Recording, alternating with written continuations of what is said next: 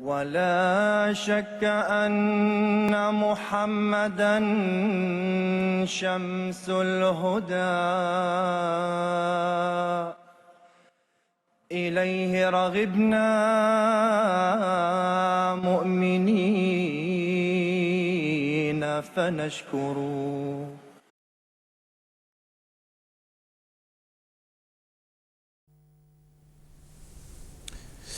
Téléspectateurs du monde francophone, assalamu alaikum wa rahmatullahi wa barakatuhu. Vous nous rejoignez pour votre émission hebdomadaire Horizon d'Islam et le thème qui va nous occuper aujourd'hui concerne les répliques que l'on pourrait faire à certaines critiques qui sont émises à l'encontre de l'islam on va prendre certains exemples qui sont tirés de la vie du fondateur de l'islam, Hazrat Muhammad Mustafa sallallahu alayhi wa sallam.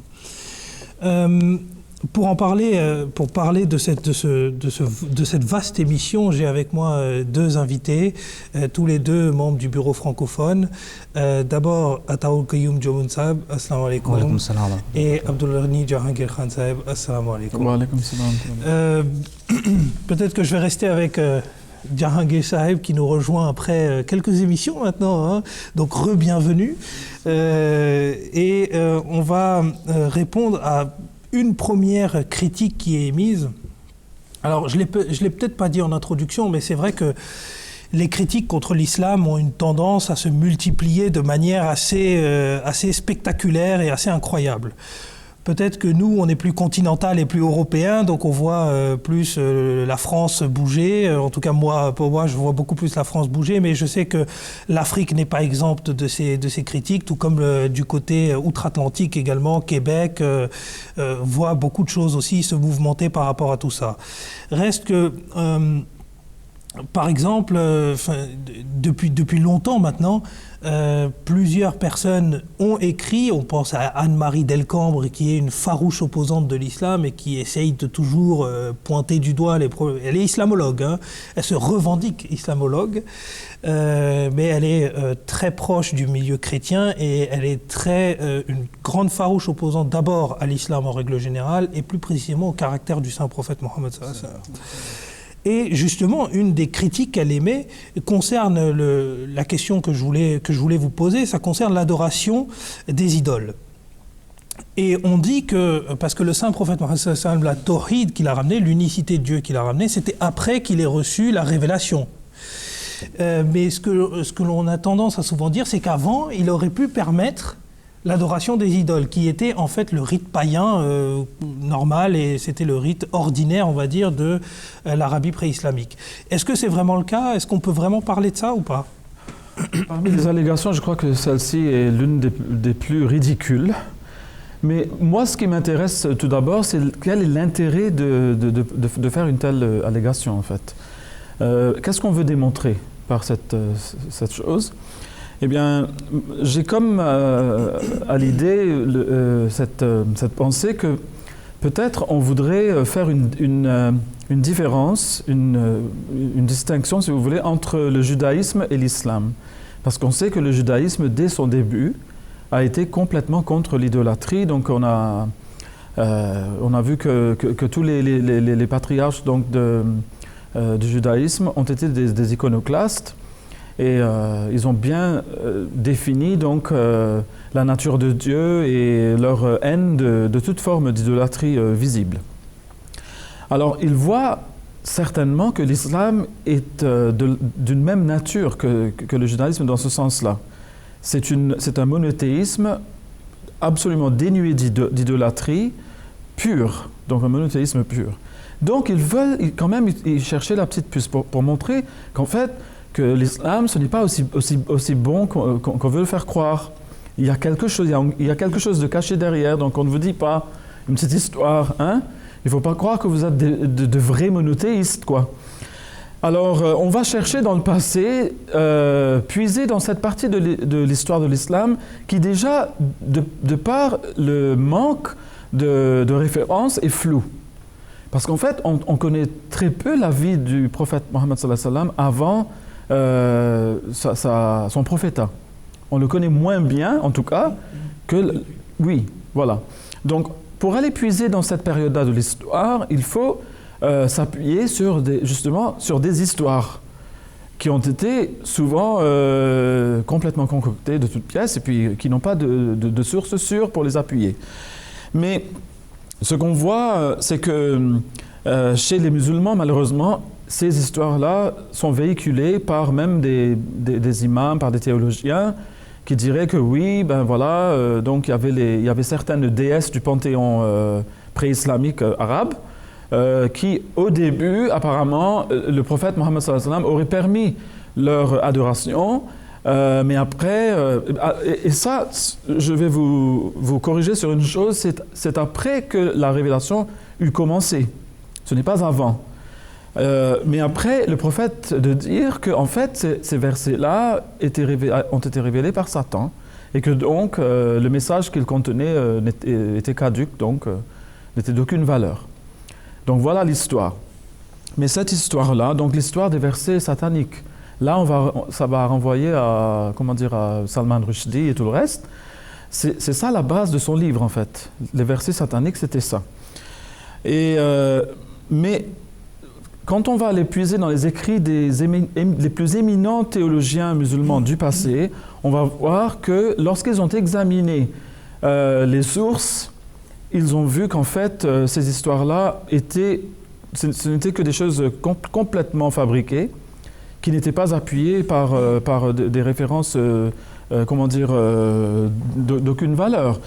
Et là, je vais citer quelques-uns donc, de ces théologiens. Vous avez par exemple le Allama Badreddin al-Aini, qui était un alim donc, de Gaziantep en Turquie. Et lui, dans son ouvrage Umdatul Qari, a dit que cette histoire-là est fabriquée de toutes pièces. Nous avons aussi le Qadi Iyad ibn Moussa de Grenade en Andalousie, qui, dans son ouvrage Sharh al-Amma Zarqani ala al-Mawahib al-Ladunniya, donc c'est un livre écrit sur le Mawahib al-Ladunniya, qui est un livre très connu dans l'islam. C'est le volume 2. Lui aussi dit la même chose, qu'il a fait une recherche donc poussée et il a donc conclu que cette histoire est complètement fabriquée. Nous avons aussi l'imam Abu Zakaria al-Nawawi, qui a écrit dans son Al-Minhaj bi Sharhi Sahih Muslim Ibn al-Hajjaj la même chose. Et finalement, nous avons l'imam Fakhruddin al-Razi, le commentateur du Coran très très connu, qui, dans son commentaire At-Tafsir al-Kabir, dans le volume 23, il va conclure donc la même chose. Il dit que la chaîne de transmission n'est pas saine et que donc nous ne pouvons pas dire qu'elle remonte jusqu'au prophète Mohammed sallallahu alayhi wa sallam. Donc en fait, ils sont en train, comme je vous l'ai dit, de vraiment... C'est vraiment un homme qui se noie, qui veut s'agripper à n'importe quelle paille qui flotte par là pour se sauver la vie. Parce qu'ils n'ont rien dans l'islam pour montrer qu'il y a l'idolâtrie. Mais je voudrais dire quand même une chose sur une autre forme d'idolâtrie. Là, on est en train de parler d'une idolâtrie très visible, très physique, tangible. Mais il faut comprendre tout d'abord le sens donc, de l'idolâtrie. C'est adorer autre chose que le vrai Dieu. C'est mettre quelque chose à la place de Dieu. Donc, quand on regarde aujourd'hui, la vraie idolâtrie, c'est quoi? Ce n'est plus nécessairement l'idolâtrie flagrante, c'est l'idolâtrie, par exemple, de l'argent. On adore l'argent, les biens matériels, beaucoup plus que Dieu. Ces choses-là ont pris la place de Dieu. Donc ça, c'est une idolâtrie qui est souvent beaucoup plus dangereuse que l'idolâtrie qu'on reproche au prophète Mohammed sallallahu alayhi wa sallam, qui est basée sur une histoire, comme je l'ai dit, concoctée de toutes pièces. Donc je pense que le débat doit rester sain et doit rester logique et, ne doit pas dépasser les limites, du raisonnable. Donc il faut que les gens qui font ces allégations-là retournent quand même aux sources pour voir quelle est la valeur de ces sources avant de porter des accusations pareilles contre le prophète de l'islam, sallallahu alayhi wa sallam.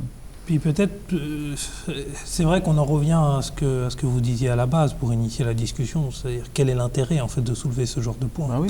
Il n'y en a pas vraiment, sauf à essayer de détacher l'islam, dévaloriser l'islam. Ouais, voilà. Ça, ou de détacher l'islam du monothéisme qui serait réservé à une religion judéo-chrétienne, ou à un passé quelconque. Mais c'est vrai que ça n'a aucun sens et je pense que ce que vous avez souligné à la fin, les nouvelles idoles qu'on a toujours eues et qu'on a aujourd'hui, qui sont plus insidieux, etc. Ils sont l'argent, plein d'autres choses d'ailleurs.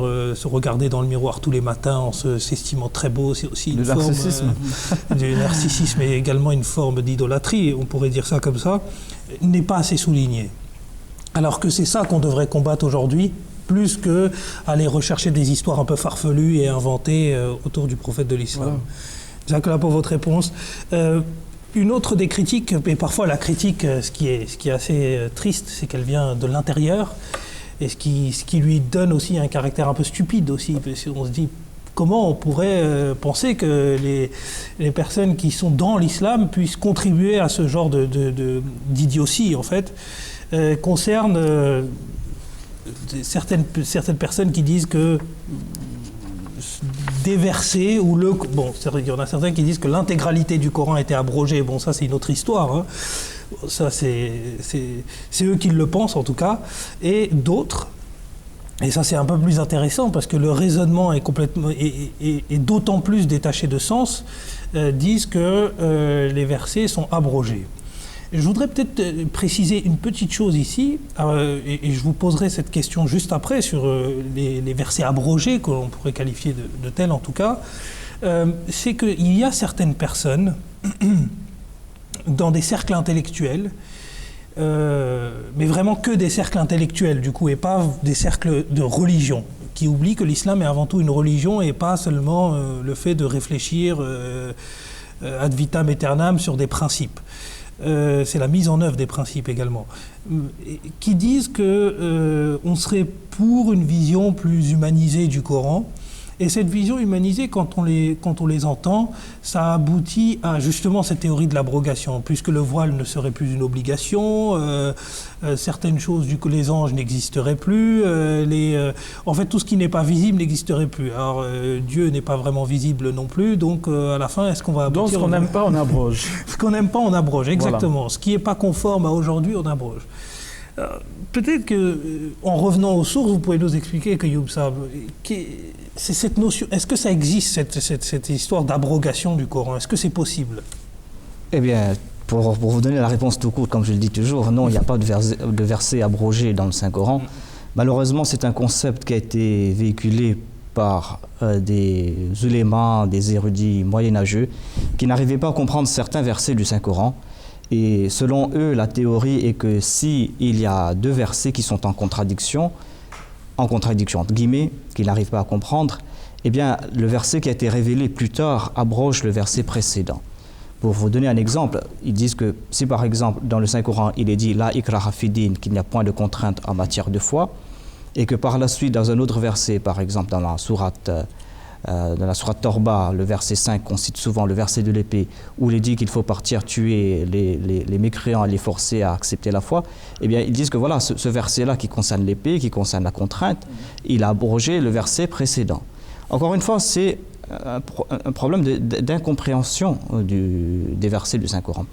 Et tout découle d'un verset qu'il cite, qui se trouve dans la sourate Al-Baqarah, qu'on a déjà cité auparavant sur ce plateau, où il est dit A'udhu billahi minash shaitanir rajim, bismillahir rahmanir rahim, ma nansakh min ayatin aw nunsiha na'ti bi khayrin minha aw mithliha. Quelque message que nous abrogions ou que nous fassions oublier, nous en apportons un qui soit meilleur ou qui soit son équivalent. Encore une fois, si on regarde le contexte de ce verset, si on regarde les versets avant et les versets après, on va voir que Dieu est en train de parler ici des enfants d'Israël, le fait que des peuples antérieurs ont reçu des Écritures et qu'il ne faut pas s'étonner maintenant que Dieu ait choisi d'autres peuples pour accorder cette direction, c'est-à-dire le Saint-Coran.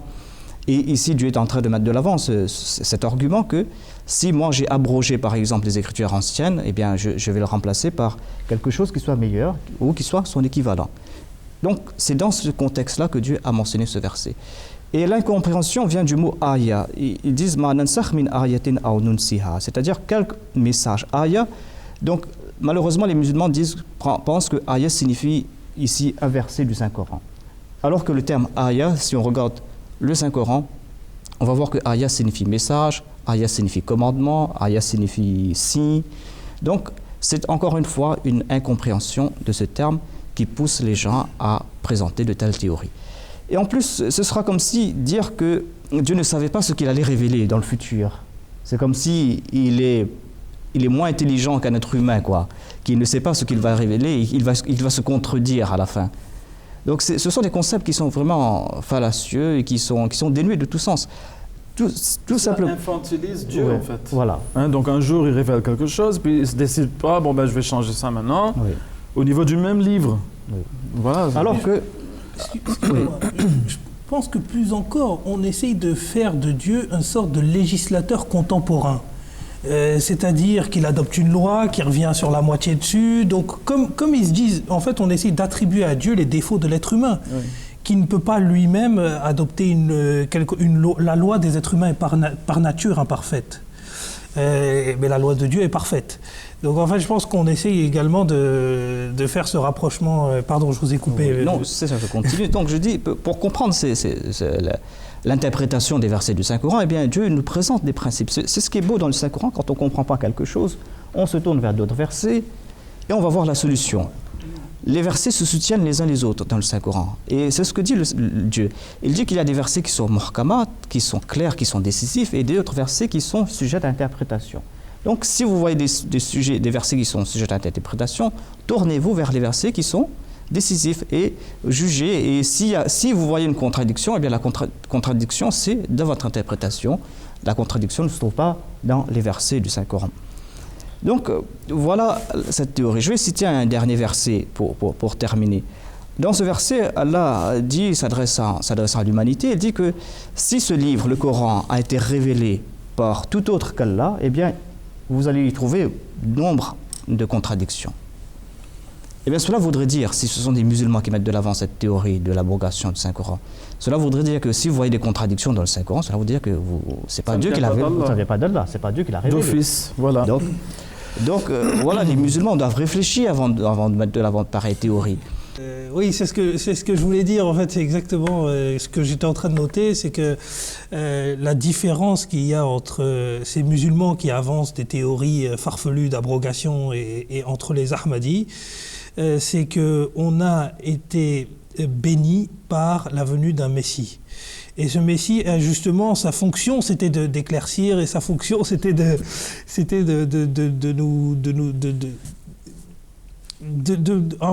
faire le nettoyage, quoi, entre tout ce qui est farfelu, etc., toutes les croyances qu'il faut abandonner et toutes les croyances qu'il faut maintenir. Et c'est une des premières choses que le Messie promis, Hazrat Mezarullah Ahmad alayhi salam, a dit, c'est qu'il n'y a aucun verset du Coran qui a été abrogé. Et tous ces versets, comme l'a dit Qayyum Sahab, sont maintenus et se soutiennent les uns les autres. L'abrogation est faite par le Coran par rapport aux livres antérieurs. Donc en fait, c'est ça, l'abrogation, ça existe, oui, mais ce n'est pas une abrogation interne, c'est une abrogation externe. Donc c'est ça le point qui échappe malheureusement à certains théologiens musulmans de nos jours. Comme je le dis, on n'a qu'à regarder le contexte de ces versets, vous allez voir que Dieu ne parle que des enfants d'Israël avant et après leurs écritures, et ce sont de leurs écritures qu'il est en train de parler. Ensuite, il est dit, par exemple, si je prends l'exemple le premier exemple que j'ai donné, que voilà, tout d'abord Dieu a préconisé qu'il n'y a pas de contrainte en matière de foi, et ensuite il aurait préconisé que voilà, il faut tuer les mécréants. Mais qu'est-ce qu'il y a de meilleur que le fait d'aller tuer? Qu'est-ce qu'il y a d'équivalent? Est-ce que c'est quelque chose d'équivalent, de meilleur? Non. Et dans ce verset se trouve toute la solution, toutes les contradictions qu'ils n'arrivent pas à comprendre. Eh bien, s'ils regardent tous ces versets, s'ils les étudient, ils vont comprendre. C'est pas compliqué. Mais pour cela, comme le dit le Saint-Coran, il faut avoir un cœur pur. Le Coran, il guide les croyants, il guide ceux qui ont un cœur pur, mais il endurcit aussi ceux dans leur incroyance, ceux qui n'y croient pas ou ceux qui n'y trouvent que des erreurs. C'est-à-dire ceux qui le lisent avec une bonne intention. Voilà. Si on a l'intention de trouver des contradictions dans le Coran, ben vous pouvez trouver des contradictions là où il n'y en a pas. Vous les trouverez éternellement. Mais en fait, le problème, c'est dans votre tête. Ce n'est pas dans le texte. Vous voyez? C'est vrai que c'est peut-être un message qu'il faudrait faire passer, surtout aux jeunes musulmans qui aujourd'hui sont en proie à des questionnements en fait, sur leur foi et sur ceux qui vivent en Europe et se disent voilà, qu'est-ce qui se passe aujourd'hui? Aucun ouléma n'apporte une réponse concrète à ce qu'on attend. Et est-ce que justement... ils ont plein de questions par rapport au Coran. Le premier, et je pense que la communauté Ahmadiyya, c'est la première C'est le premier des conseils qu'elle donne, qui est de prier et de lire le Coran avec sincérité. Mais il faut qu'on ait une base. Le problème avec l'abrogation, c'est que les gens ne sont pas d'accord sur les versets qui sont abrogés et lesquels sont abrogateurs.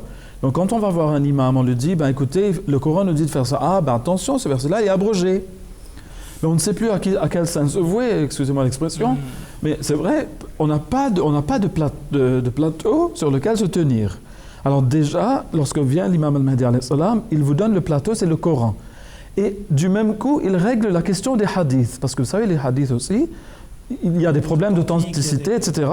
Alors lui, de dire qu'en principe, alors son principe à lui, c'est ceci, c'est on accepte tout le corps des hadiths. On les accepte tous. Mais après, on va voir, est-ce qu'il y a un hadith qui est en contradiction flagrante avec le Coran? S'il est en contradiction avec le Coran, on le met de côté. Et ensuite, si on a encore des problèmes, on ne voit pas une solution, apparemment ça ne contredit pas le Coran, mais cela contredit quelque chose de raisonnable, alors là, il faut utiliser l'ijtihad, il faut utiliser son raisonnement pour voir si c'est un hadith qui mérite d'être suivi ou non. Mais la base, c'est toujours le Coran, c'est le maître par lequel on mesure tout.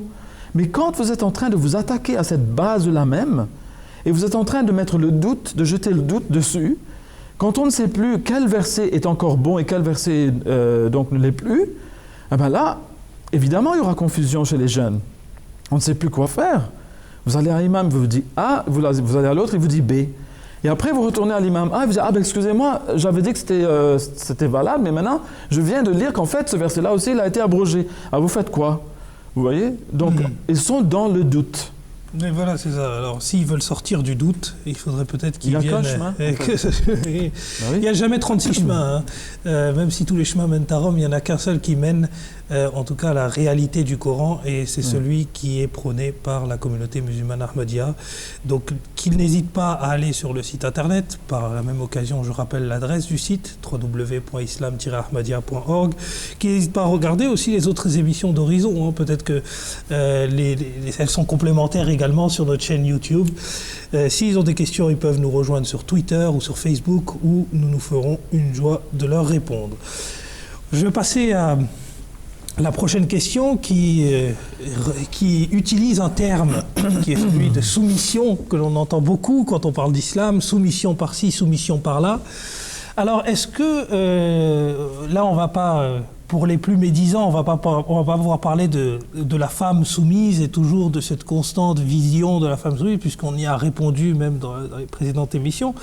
On va parler d'une critique qui est parfois faite par les critiques les plus acerbes, peut-être de l'islam, qui disent que l'islam soumet une personne inconditionnellement et de manière aveugle à Dieu. Est-ce que c'est vrai ou pas, Jahangir Sahib? Il faut d'abord voir ce que nous voulons dire par Dieu, d'abord. C'est quoi la définition de Dieu? On va le laisser se définir lui-même. Donc, dans le verset 12 du chapitre 42, il dit « Il est le créateur des cieux et de la terre, il a fait pour votre bien des couples d'entre vous-mêmes et des couples de parmi les bestiaux. Il vous y multiplie, il n'y a rien de pareil à lui, et il est celui qui entend tout, qui voit tout. » Alors là, tout de suite, on voit que nous ne sommes pas venus dans ce monde de notre propre volonté, nous sommes venus par la volonté d'un créateur. C'est lui qui nous a fait, c'est lui qui nous multiplie, qui continue notre, la race humaine sur Terre. Donc, ce n'est pas de notre volonté que nous sommes là, ce n'est pas non plus de notre volonté que nous allons mourir. C'est Dieu qui nous fait vivre, qui nous fait naître, et c'est Dieu qui nous fait mourir. Donc, évidemment, il y a intérêt à écouter la voix de notre créateur, puisque c'est lui qui gère tout, c'est lui qui est à la charge de tout, n'est-ce pas? Il peut nous détruire s'il le veut, il peut nous punir s'il le veut, il peut nous récompenser s'il le veut, c'est lui qui décide de tout. Donc, dans ce sens-là, on peut dire que oui, il faut que nous nous soumettions à lui, corps et âme. Et c'est comme une soumission aveugle, dans un sens au moins. Mais en même temps, Allah dit aussi qu'il n'a pas créé ce monde par jeu, ce n'est pas un jeu, par amusement. Donc, il dit qu'il est raisonnable. Est-ce que vous n'utilisez pas votre intelligence? Est-ce que vous ne voulez pas comprendre? Donc, il n'est pas en train de vous demander de faire des choses qui ne sont pas raisonnables. Donc, il vous dit, oui, vous devez faire ce que je vous dis de faire parce que votre bien y réside. Si vous n'allez pas m'écouter, ça sera vous-même qui allez donc en payer le prix plus tard. Mais il dit aussi que les choses que je vous demande de faire ne sont pas déraisonnables, ce ne sont pas des choses qui n'ont pas de sens. Ce sont des choses tout à fait logiques, tout à fait raisonnables. Et ensuite, par rapport au fait que Dieu, vous savez, bon, Dieu, on ne le connaît pas, on ne va jamais le connaître, on ne sait pas qui il est. Dieu, en fait, pourquoi est-ce qu'il a créé tout ça? Donc il a dit, je n'ai pas créé tout ceci par amusement, par jeu. Mais il y a un hadith, justement, qui s'appelle un hadith Qudsi, parce que c'est Dieu qui parle. Et le prophète sallallahu alayhi wa sallam est en train de rapporter la parole de Dieu comme telle qu'il l'a entendue de Dieu. Alors, dans ce hadith, qui est très connu, il dit « Kuntu kanzan makhfiyan, fa ahbabtu an u'raf, fa khalaqtu al-khalqa likay u'raf » Alors, il dit « J'étais un trésor caché, et je voulus être connu, alors je crée l'univers afin d'être connu. » Donc, en fait, tout cela rime à cela. Toute l'histoire rime à cela. Il veut que l'univers le connaisse. Et c'est pour ça qu'il a créé l'univers entier et qu'il crée d'autres univers. Comme il a dit dans la sourate Al-Fatiha, il est le Seigneur de tous les univers, de tous les mondes, pas seulement le nôtre. Donc en fait, Dieu veut qu'on le connaisse, veut qu'on devienne comme lui. À l'intérieur des limites humaines, évidemment, mais il faut qu'on soit des reflets de Dieu. Donc c'est ça l'objet même de la création. Et c'est pour ça, quand on voit donc la vie au départ, et comment elle était là, et puis comment elle est maintenant, on voit qu'il y a quand même une évolution de la conscience. Et on voit qu'on est en train de devenir de plus en plus divin, si vous voulez. On devient de plus en plus comme Dieu. Et c'est ça qui est sa volonté, en fait. Donc, Dieu nous demande, oui, une soumission à ce qu'il dit, parce qu'il sait mieux les choses que nous, il les comprend mieux que nous, mais il ne nous dit pas, écoutez, ne posez pas de questions, ne me demandez pas le pourquoi des choses, posez-moi des questions. Il dit même dans le Coran, appelez-moi et je répondrai. Je vais répondre à votre appel. Donc il le promet. Donc en fait, Dieu n'est pas comme on veut le faire croire aux gens. Et en plus, dans le Saint-Coran, à maintes reprises, Dieu déclare que la vérité s'est distinguée du mensonge. J'ai déjà tout expliqué, à vous d'accepter, à vous de refuser. Donc, il a donné le libre choix à l'homme. Et si on a décidé d'accepter l'islam, eh bien l'islam signifie soumission, eh bien on doit se soumettre à sa volonté, c'est-à-dire suivre ses injonctions. Parce que quand on accepte une loi, eh bien il faut la respecter. Quand on vit dans une... Volontairement, voilà. Et on l'a accepté de son plein gré. On accepte l'islam de son plein gré. Parce qu'on a reconnu que c'est une chose bénéfique. Voilà. Exactement. Et puis, au fond, si on continue dans les personnes qui, je pense, avancent ce type d'argumentation en parlant volontairement et en utilisant volontairement le mot soumission inconditionnelle, c'est montrer que les personnes qui sont dans l'islam, ils n'obéissent à rien d'autre qu'à ça. Et ce pouvoir un peu, alors que eux, ils pensent comme imaginaire, etc., parce qu'ils ne peuvent pas concevoir que Dieu existe, parce qu'ils n'ont jamais fait l'expérience de Allah. Et donc, ils sont dans cet imaginaire et ils disent qu'on se soumettrait à quelque chose d'au-dessus, d'au-delà. Ben, c'est vrai, oui, on se soumet à Dieu. Comme ces mêmes personnes vont se soumettre, par exemple, aux lois d'un pays. Donc c'est une soumission tout aussi inconditionnelle que notre soumission inconditionnelle à Dieu. Oui, ils oublient tout cela. Alors, ils voient eux-mêmes que dans la soumission gît l'ordre et la paix. On ne peut pas être anarchique, en fait. Ben voilà, c'est ça. Exactement. Donc bon, en tout cas, je pense que cette réponse duale a permis en tout cas d'y voir un peu plus clair sur ces notions. Alors, une autre des critiques qu'on oppose souvent à l'islam, c'est de dire que, par définition, et c'est une critique qui revient beaucoup aujourd'hui, c'est triste, hein, c'est toujours très triste pour nous. Je sais que moi j'ai le sourire parfois, mais vraiment pour moi c'est d'une tristesse, c'est insupportable de voir qu'aujourd'hui on dise de l'islam que c'est opposé à la recherche scientifique, que c'est opposé au progrès, que c'est opposé aux pensées, à la libre pensée.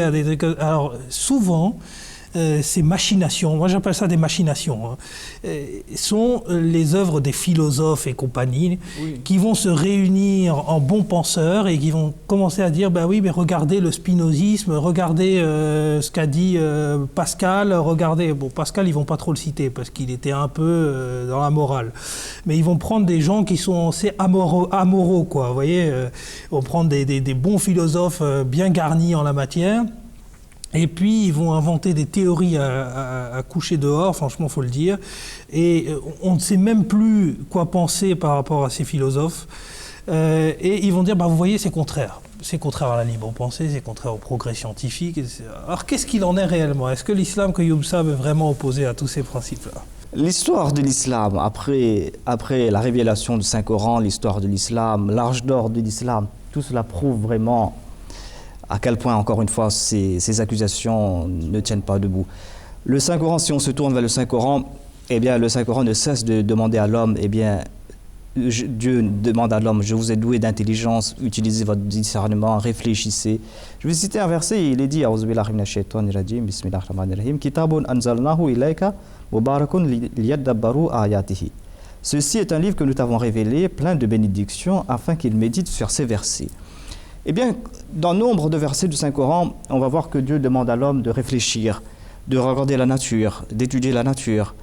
Il y a un autre verset qu'on cite souvent où il est dit « Inna fi khalqis samawati wal ard wa ikhtilafil layli wan nahari la ayatin li ulil albab » Dans la création des cieux et de la terre, dans l'alternance du jour et de la nuit, il y a des signes pour les gens qui sont doués d'intelligence.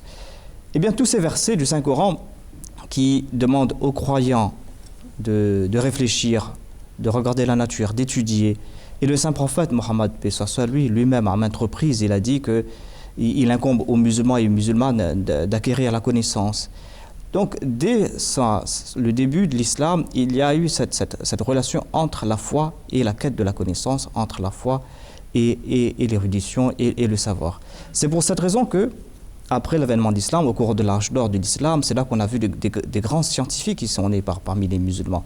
Il y a eu de grands philosophes qui sont nés parmi les musulmans. Et on peut citer Avicenne, on peut citer Averroès, Ibn Rushd, on peut citer des grands mathématiciens. Les termes comme algèbre, tout cela vient de l'arabe. Mais il ne faut pas oublier que même la méthode scientifique a été inventée par un musulman, Ibn Haytham. Oui. La méthode scientifique, toute la base de la science européenne, occidentale, se tient dessus. Hein? Et puis aujourd'hui, si on est en train d'utiliser des ordinateurs, c'est justement grâce aux algorithmes de Al-Khwarizmi, voilà, qui ont pris son nom. C'est un terme éponyme d'ailleurs, qui vient de donc Al-Khwarizmi. Sans cela, on n'aurait pas d'ordinateur, on n'aurait rien. Donc Internet, tout ça, il n'y aurait rien. Donc, ce sont des musulmans qui ont contribué à cette science depuis le début. Mais on veut occulter tout cela. Et comme vous l'avez dit tout à l'heure, donc en créant de grandes philosophies flottantes, hein, essayer de montrer qu'en fait l'islam est contre la science, alors que l'islam a donné naissance à toutes ces pensées. Hein. L'islam a libéré la pensée de ces gens, en fait. Et puis si on se tourne encore une fois vers le Saint-Coran, on va voir qu'il y a environ 250 versets du Saint-Coran qui parlent sur la loi, la législation, et au moins 750 versets du Saint-Coran qui nous demandent de réfléchir, d'user de notre discernement, d'aller regarder la nature, d'étudier la nature et d'essayer d'y trouver Dieu, d'essayer de comprendre le but de sa création.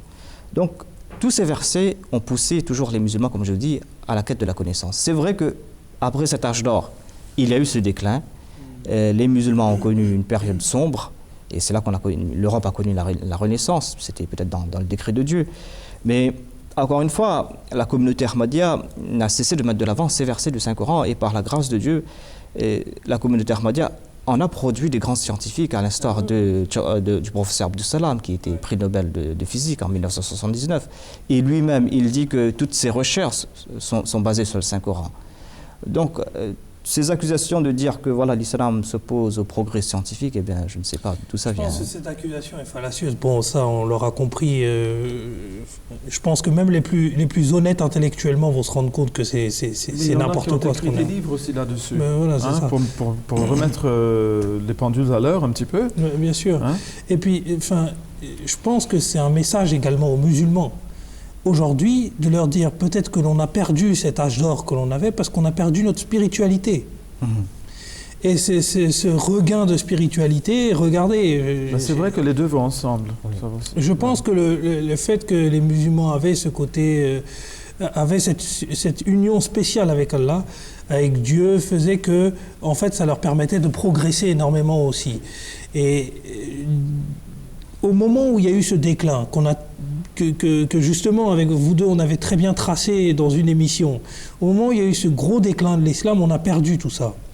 Mais aujourd'hui, dans la communauté musulmane Ahmadiyya, on a cette renaissance aussi. Parce que tous ceux qui regagnent la spiritualité, qui revoient à travers le Messie promis, alayhi salam, cela nous a remis sur les rails. les beautés du saint prophète, oui. et ben on revoit tout de suite voilà, la renaissance de nouveaux scientifiques. Et puis, vous avez cité Dr Abdus Salam, qui est le premier prix Nobel physique premier prix Nobel musulman de physique.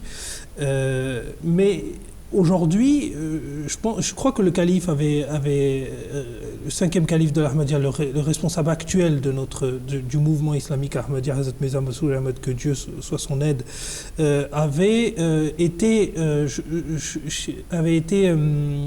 faire un discours avec des ingénieurs, je crois, ou je sais pas si c'était des ingénieurs plus particulièrement, mais en tout cas dans la communauté Ahmadiyya, il y a un certain nombre de personnes qui sont brillantes, qui sont aujourd'hui en train de réaliser des choses fantastiques. On a des comités d'ingénieurs, on a des comités d'architectes, on a des comités de scientifiques, de médecins, voilà, qui sont en train de travailler sur des questions éthiques fondamentales, et qui sont en train de faire un travail magnifique, ce qui montre à quel point le fait de rester avec le califat, le fait de rester dans cette unité qui nous était propre avant, nous permet d'avancer sur tous les domaines spirituels et également scientifiques.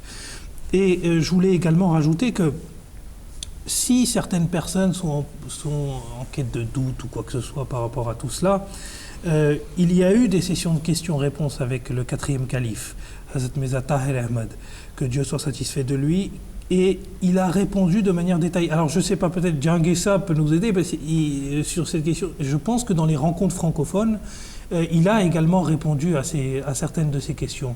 Il y a eu des questions un peu techniques, je ne sais pas, je ne vous pas... Eh bien, écoutez, il a constamment répondu à des questions de nature scientifique, c'est certain, et puis il a aussi constamment appelé nos jeunes à se lancer dans le domaine de la recherche scientifique. Le cinquième calife l'a fait encore davantage, et d'ailleurs, la communauté récompense tous les ans, lors de la conférence annuelle internationale qui se tient ici en Angleterre, tous les élèves de tous les niveaux, à partir du brevet jusqu'au doctorat, les élèves, donc, que ce soit des hommes ou des femmes, pour leurs accomplissements donc, au niveau de leurs études. Exactement. Et de façon très voyante, et pour les encourager justement à progresser. Et nous savons, et nous nous disons toujours, que le progrès d'un peuple dépend aussi de leur engagement dans ces domaines, le domaine scientifique, les mathématiques, etc.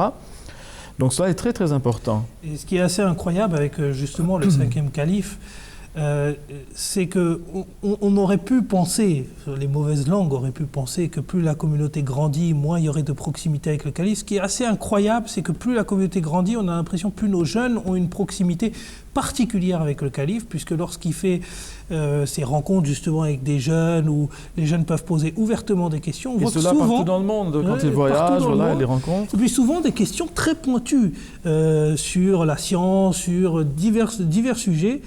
Et le cinquième calife, il répond.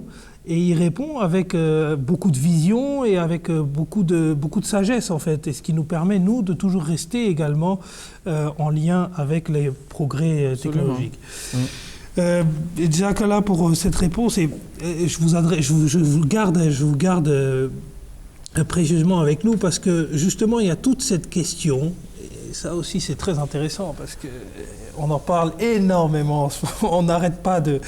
Et la taqiyya, qui est la duplicité, le mensonge. Alors, on dirait que c'est une pratique pour se tirer d'affaire. Voilà, pour se tirer d'affaire. C'est préconisé par l'islam parce que nous-mêmes, quand on écrit parfois certains articles et quand on essaye de mettre en avant les beautés de l'islam, ce qu'on nous reproche derrière, c'est on nous dit... peut-être qu'il s'agit d'une question de taqiyya, là. Alors, vous n'êtes pas en train de tout nous dire. C'est souvent dans les cercles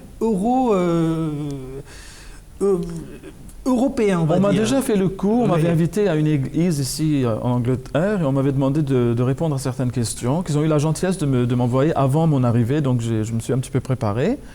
Mais après avoir donné des réponses aux questions, et je pense avoir satisfait, ce n'était pas de moi, mais les réponses venaient de l'islam évidemment, les personnes présentes, finalement le prêtre de dire, eh ben, peut-être que tout cela ce n'était que de la taqiyya en fait. Peut-être que vous êtes en train de nous montrer une face de l'islam qui en fait n'est pas la face réelle. Comment pouvons-nous le savoir? Et là, il a fallu que j'explique justement ce que je vais tenter de faire aujourd'hui, notre position sur le mensonge. Donc là, je vais situer cette allégation dans le même panier. Je vais le mettre dans le même panier que le premier qu'on a entendu aujourd'hui à propos de l'idolâtrie. C'est franchement ridicule que de dire qu'une religion comme l'islam, qui a tant dit contre le mensonge, que l'islam pourrait, ne serait-ce que pour un instant, sanctionner le mensonge pour aucune raison possible. Donc nous voyons que tout d'abord, le prophète Mohammed sallallahu alayhi wa sallam, sa vie a illustré ce point. Toute sa vie, il a dû faire face à un danger mortel. Durant toute sa vie de prophète. Alors, il avait amplement l'occasion de profiter de la taqiyya s'il voulait se sauver. Si les gens lui disaient, ben, écoute, tu es en train de parler contre nos idoles, ben, il aurait pu utiliser la taqiyya pour se tirer d'affaire à chaque fois. Mais non, il s'en est tenu à ce qu'il avait dit à chaque fois, et donc il a dû faire face à de graves et de sévères persécutions pour cela. Mais nous voyons que le Coran, alors, là, bon, j'ai parlé un peu du prophète, sallallahu alayhi wa sallam, mais le Coran lui-même, il dit quoi? Nous voyons que dans la sourate An-Nahl, donc c'est la sourate numéro 16, dans les versets 106 et 107, Dieu dit « Seuls ceux qui refusent de croire au signe d'Allah inventent des mensonges. Et ceux-là sont les menteurs.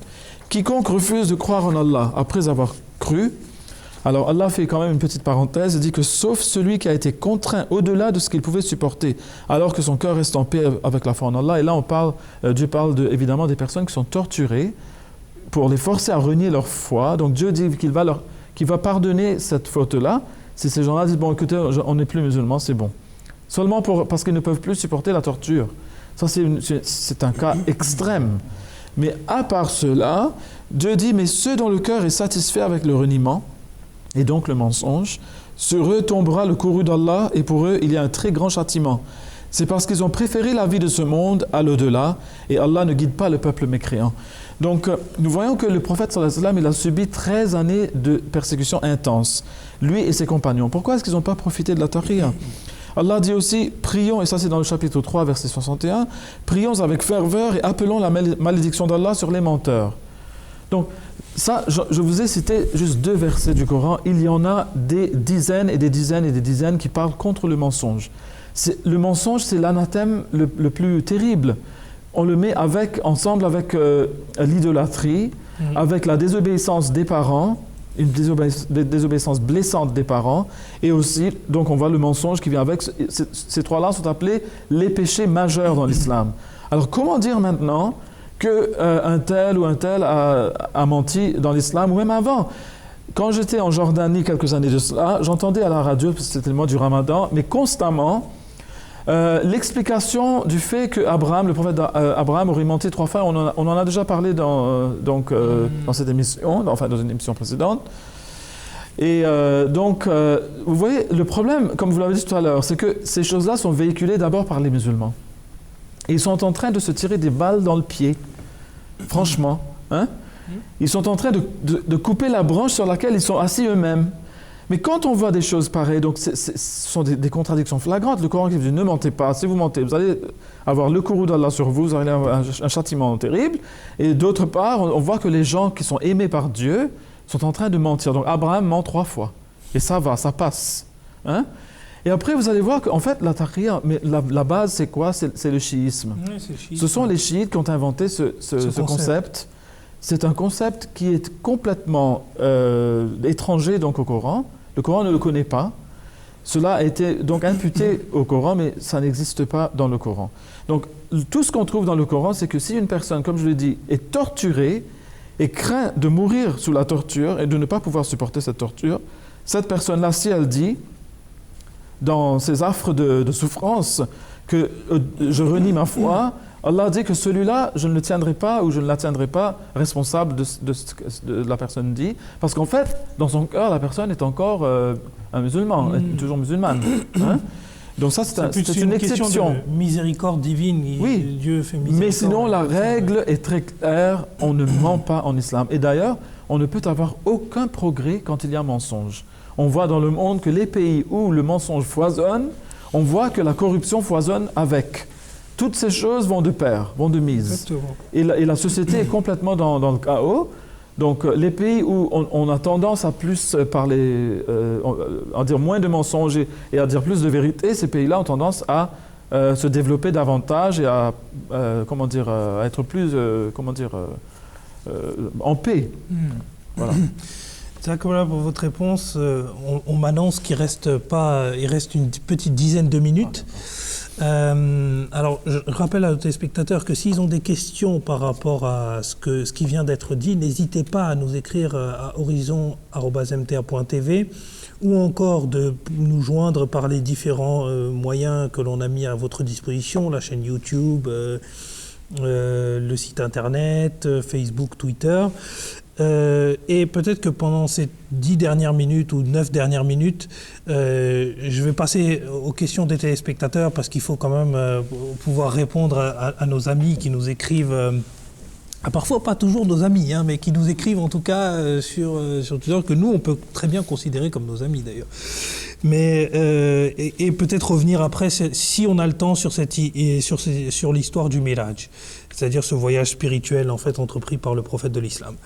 La première question qui nous est adressée, que je prends pour Kayoum Saheb, c'est une question de monsieur Koné et Guitena Pea, je suis désolé si j'écorche son prénom, de Côte d'Ivoire, qui a apparemment regardé une émission du 4e calife et où on lui posait une question qui était la suivante. Hazrat Ousmane et Hazrat Ali avaient un désaccord lors du califat de Hazrat Ousmane et il aimerait bien savoir quelle était réellement la cause de ce désaccord et si ce désaccord était vrai. Et quelle est la raison de ceux qui ont semé le trouble à cette époque? Eh bien, cette période de l'histoire de l'islam, où c'était une période assez difficile, assez sombre, et c'est très douloureux de lire ces pages de l'histoire. En tout cas, pour faire très court, c'est qu'il n'y a pas vraiment eu de désaccord entre Ali, radiyallahu anhu, le 4e calife, qui allait être le 4e calife, et Ousmane, qui était, radiyallahu anhu, qui était le 3e calife du saint prophète Mohammed paix soit lui. Je vais essayer de résumer un peu l'histoire de l'époque. C'est que au cours du califat du calife Ousmane, eh bien, l'islam a connu un grand essor et il y a eu grand nombre de non-musulmans qui sont entrés en islam. Et les musulmans eux-mêmes, les compagnons du saint prophète Mohammed paix soit lui, ceux qui ont vécu directement sous l'autorité du saint prophète, qui ont reçu son éducation, qui ont compris l'islam, ils étaient devenus en minorité presque. Et les autres musulmans, c'est-à-dire ceux qui s'étaient convertis en masse, eh bien, ils étaient en plus grand nombre et on n'a pas pu faire leur tarbiya, c'est-à-dire on n'a pas pu faire leur éducation religieuse. Ils ne comprenaient pas vraiment ce que c'était l'islam. Ils croyaient que l'islam c'était comme un royaume, comme les autres royaumes qui existaient à l'époque, le royaume perse ou le royaume byzantin. Eh bien, ce qui s'est passé, c'est que quand le calife, à l'époque du calife Ousmane, il y avait des gouverneurs dans différentes régions, dans différentes provinces de l'islam, et ces troubles qui sont apparus plus tard à Médine, eh bien, sont venus de là-bas. C'est-à-dire, il y avait des personnes qui étaient jaloux de l'islam, il y avait des personnes qui étaient jaloux des compagnons du saint prophète Mohammed paix soit lui. Il y avait des personnes qui étaient jaloux des gouverneurs qu'avait placé le calife Ousmane parce qu'il disait que voilà, il était coupable de népotisme, il n'avait placé là-bas que ses parents, ses proches. Donc, ils ont fomenté des troubles contre ces gouverneurs, parmi lesquels ces gens qui ont fomenté ces troubles, il y avait un certain Abdullah bin Saba qui, en Égypte, a commencé à fomenter des troubles. Il a envoyé des lettres contre des gouverneurs. Et petit à petit, cela est monté en puissance. Et à la fin, il y a eu toute une armée qui est venue de Koufa, de Basra, d'Égypte, qui se convergeait vers Médine. Et là-bas, ils ont dit que voilà, nous voulons prêter allégeance, nous ne voulons plus Ousmane radiyallahu anhu comme calife, nous voulons prêter allégeance à Ali comme calife. Et Ali a refusé. Il a dit, votre calife, c'est Ousmane, c'est lui que vous devez obéir. Alors que le calife Ousmane, pendant toute cette période, eh bien, toute cette période où il avait ses troubles, il a toujours accepté, il a même, suite aux campagnes des autres contre ses gouverneurs, il a même démis certains de ses gouverneurs pour les remplacer par les gens par les gouverneurs que les autres choisissaient. Donc, il a accepté, il a été très patient à l'égard de ces personnes. Mais ces rebelles, on doit les traiter comme tels, on doit les qualifier comme tels, ces rebelles, eh bien, ils n'ont cessé de profiter de l'indulgence du calife Ousmane. Et ensuite, comme je vous ai dit, à la fin, quand il y a eu 2000 à 3000 personnes qui se sont convergées sur Médine, eh bien, les musulmans se sont trouvés en minorité, ils ne pouvaient pas se défendre. Et c'est là que ces personnes, ces rebelles, se sont attaqués au calife Ousmane. Et si on dit qu'il y avait des désaccords entre Ousmane et Ali, bien c'est tout à fait faux, comme je vous dis, parce que Ali, il a toujours demandé à ses rebelles d'accepter le calife Ousmane, et lui-même, il avait envoyé ses enfants pour défendre le calife Ousmane, qui était entouré par ces mécréants, par ces rebelles. Donc c'est une période assez trouble de l'histoire de l'islam, c'est un peu difficile de le résumer rapidement, mais c'est une période trouble. Mais ce qu'on doit apprendre de cette histoire, c'est que c'est dans l'unité que réside la victoire de l'islam, et c'est cette période qui malheureusement a commencé c'est là qu'il y a eu ce schisme en islam, c'est-à-dire il y a cette division entre le sunnisme et le chiisme, et ça a pris de l'ampleur, c'est tout simplement en raison de certaines campagnes de ceux qui étaient jaloux contre l'islam. Voilà. D'accord, donc restons soudés et restons unis. Ça, c'est le plus grand message que l'on puisse faire passer au monde musulman aujourd'hui, qui en a plus que jamais besoin. Une autre question d'un ami, qui est M. Ibrahim Itela au Congo-Brazzaville, que l'on salue par la même occasion, parce qu'il effectue un travail extraordinaire au Congo-Brazza. Et puis, il nous avait envoyé également en France 2-3 journalistes que l'on avait accueillis, dont un qui s'appelait Alexis Bongo, un chrétien qui présentait une émission et qui nous a fait un accueil vraiment triomphal, extraordinaire. Et je crois qu'il était très fier également de l'amir, je pense, local, qui, je pense, est un certain monsieur Saïd. Alors, si je me trompe, je m'excuse à son... de suite, mais je crois que j'emporte l'approbation unanime, donc ça doit être le cas. Et donc, auquel on passe également notre salam, et grâce à ces journalistes, nous savons qu'il effectue un travail assez extraordinaire. Donc, nous les saluons, et sa question que je vous adresse, Djangé Sab, c'est expliquez-nous le concept de Nabi Ummati et quels sont les savants qui ont parlé à ce sujet avant le Messie promis alayhi salam. Oui, alors là, ça requiert une réponse beaucoup plus longue que le temps qui m'est imparti ici. Donc, je vais juste en parler dans des grandes lignes. Nabi Ummati signifie un prophète qui naît dans la Ummah, ou dans le peuple de l'islam, du prophète Mohammed sallallahu alayhi wa sallam. Donc beaucoup de gens sont de l'opinion, et on en a déjà parlé dans le passé, que après le prophète Mohammed sallallahu alayhi wa sallam, il n'y aura pas d'autres prophètes. Mais c'est à cause de la définition qu'il donne au terme de prophète, de Nabi. Donc nous disons que Nabi, ça signifie quelqu'un à qui Dieu donne des nouvelles de l'avenir. Il lui donne le Naba. Donc c'est des informations qui portent sur l'avenir. Et dans ce sens-là, on peut être prophète. Mais quand on dit qu'on est prophète avec une charia, donc on apporte une loi, un code de loi religieuse, et bien là, dans ce cas-là, on dit qu'il n'y en aura plus. Le dernier, c'était le prophète Mohammed sallallahu alayhi wa sallam. Définitivement, il n'y aura pas un autre comme cela. Mais alors, on voit que dans le Saint-Coran, dans le chapitre 4, verset 70, Allah dit que quiconque obéit à Allah et à son messager. Donc là, il est en train de dire quiconque est musulman. Donc, eh bien, celui-là sera du nombre de ceux sur lesquels Allah a répandu ses bienfaits. Et qui sont-ils, ces gens-là? Il dit à savoir les prophètes, les anbiya, donc ceux qui sont des nabis, les véridiques, sont les siddiqoun, les martyrs, les shuhada, ceux qui sont des shahids, et les justes, les salihin. Et ce sont ceux-là d'excellents compagnons. Oui. Et donc, on voit que cela est repris dans le hadith 5040 de Al-Mujam al-Awsat al-Tabarani, où le prophète Mohammed sallallahu alayhi wa sallam a dit, il a dit Ala inna Isa ibn Maryam laysa bayni wa baynahu nabiyyun wala rasul. Ala innahu khalifati fi ummati ba'di. Alors il dit, attention, il n'y aura pas de prophète ni de messager entre moi et Jésus, fils de Marie. Souvenez-vous du fait qu'il a parlé de deux fils de Marie, l'un qui était des Israélites et l'autre qui vient à l'époque de l'arrivée du Dajjal, de l'Antéchrist. Il a dit, souvenez-vous qu'il sera, il dit, attention ou souvenez-vous du fait qu'il sera mon calife après moi auprès de ma communauté, dans ma umma, fi ummati, oui. Et donc, on voit déjà que le Messie qui vient, il a qualifié deux prophètes, il a dit qu'il n'y a pas de prophète entre lui et moi, mais ça veut dire qu'il est prophète lui aussi. Donc moi je suis prophète, lui il est prophète, il n'y en a pas entre les deux. Et aussi qu'il sera un calife dans ma communauté. Donc il est un nabi ummati. Il est un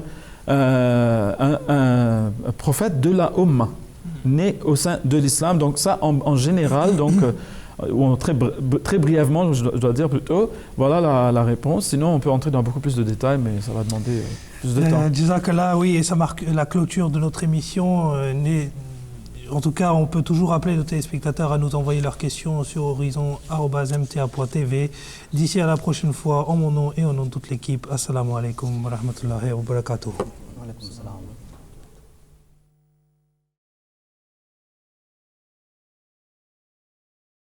ولا شك أن محمدًا شمس الهدى